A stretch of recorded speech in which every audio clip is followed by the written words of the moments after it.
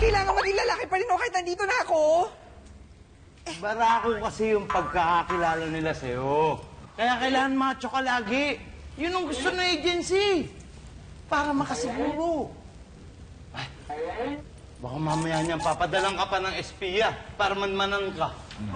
Grabe naman. Dapat hindi nga ron. Dapat pagdating ko dito, yung totoong ako. Alam mo, Steph, you have a contract. Kailangan gawin mo yan, baka madimanda ka pa. Yung ibang kontrata nga nakalagay, bawal mag-asawa, bawal mag-anak, bawal magpagupit, bawal tumaba. Kung ano-ano pa.